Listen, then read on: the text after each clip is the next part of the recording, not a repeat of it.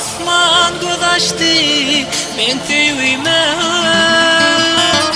men hevesli yaşamana.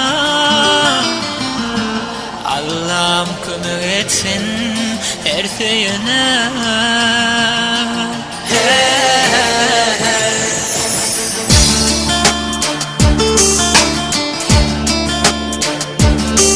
Dur asman göz açtı men sevime, men hevesli yaşamana. Allah'ım kömür etsin her şeyine.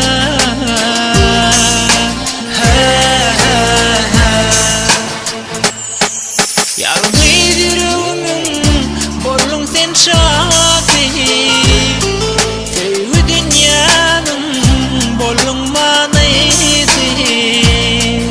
Senin bilen bolsam men bağıtlı.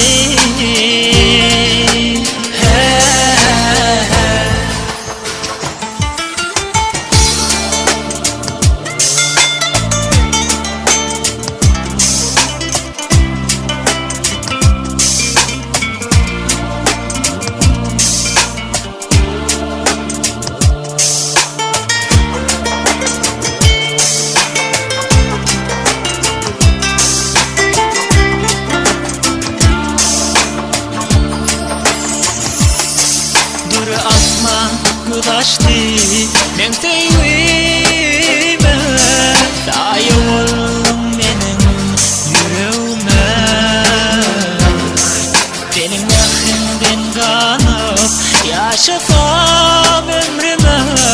Dinle seni, dinle seni söylerim. Dinle seni, dinle seni söylerim.